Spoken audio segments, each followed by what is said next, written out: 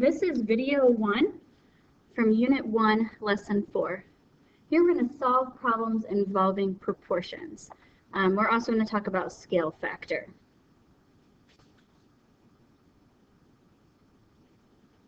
So a proportion is an equation that states that two ratios are equal. So our first ratio is A over B. That equals the second ratio, C over D.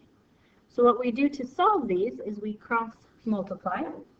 So I will do A times D, that's here, equals B times C. So let's look at a few examples. If I want to find the value of x, I need to cross multiply. So x times 12 and then equals 4 times 25. So I get 12x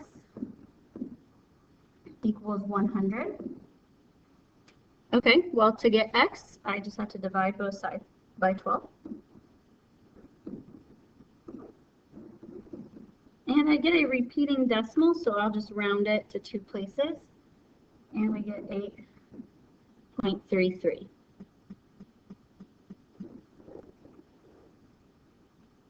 Let's look at our second one.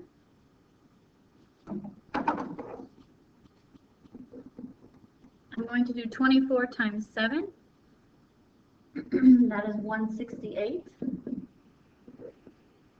And then 5 times y is 5y. Divide by 5. Again, I get a decimal. This time it's not repeating. 33.6, so I don't have to round.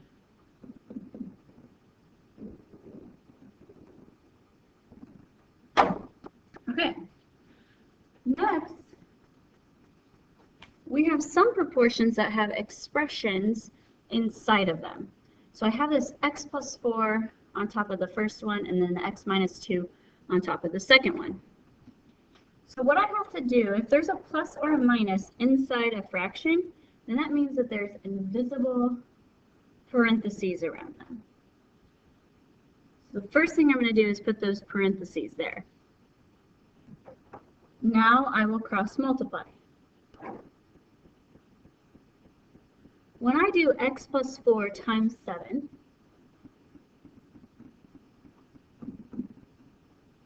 really what that's telling me to do is distribute the 7 to the x plus 4.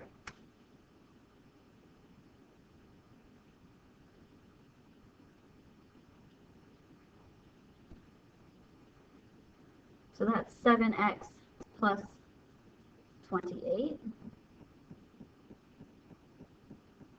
Okay, if I want to do the other side, same thing. That's 5 times x minus 2, which means distribute 5 to the x minus 2. That's why those parentheses are important, so we remember to distribute.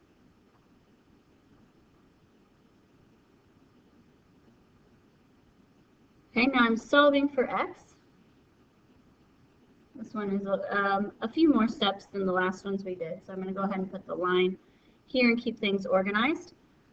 I want to move 5x to the other side, so I need to do the opposite. It's positive 5x, so I need to subtract 5x. 7x minus 5x is 2x.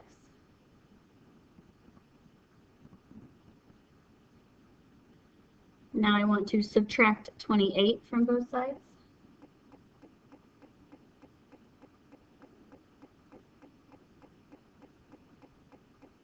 Negative 10 minus 28 gives me negative 38. Divide by 2. I get x equals negative 19.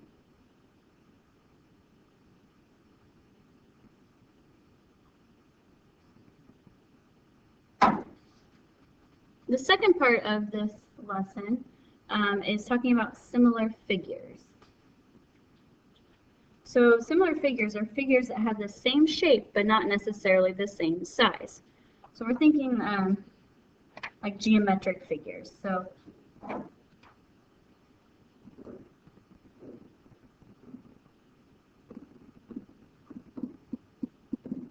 if I have this triangle ABC, I can say that it's similar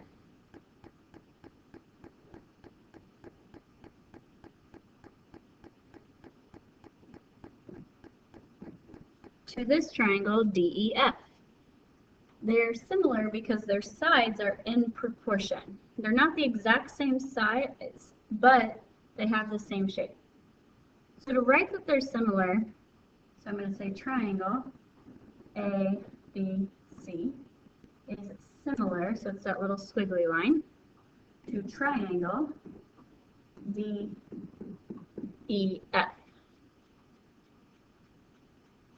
That means that the sides are proportionate. We can set up proportions. So let's look at an example of that. So if I look at this first one, I have these two triangles here.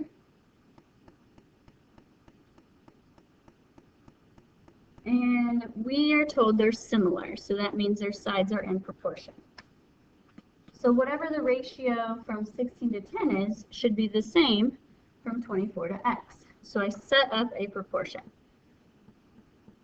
Okay, if I set up 16, it corresponds to 10. Those two sides correspond. I can say that's equal to 24 over x. Now you just have to make sure that if you start with the big one, like 16, and on the second proportion, you start with the big one at 24.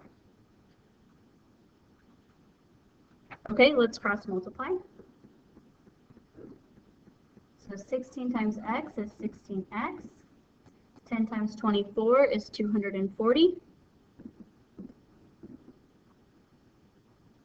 Divide by 16.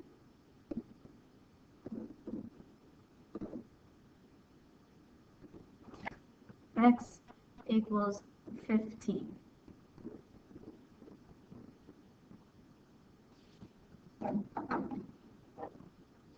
Okay, let's look at the next one. So the next one, I have actually two rectangles. So I have this small rectangle here. And then I have this big rectangle there. So I have two rectangles, just one is inside the other. Okay, well, two corresponding sides that I can see would be x from the small rectangle and 12 from the big rectangle. So if I set up x over 12, then I need to set up another ratio with the small rectangle over the big rectangle. Well, the other side on the small rectangle that I'm given is 5. I need that corresponding side of the big rectangle. So let's think about this a little bit. It's not going to be 3. That doesn't make sense. I want the big rectangle, so the side has to be bigger than just 3. Well, what 3 is just this little piece right here. I want the whole side, so I have to do 3 plus 5, which is actually 8. So I'm going to think a little bit there. Okay, cross multiply.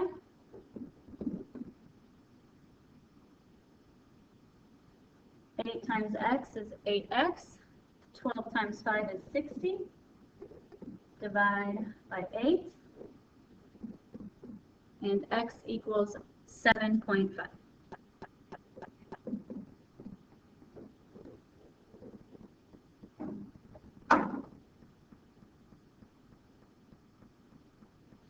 Okay, now you're ready to do Unit 1, Assignment 5.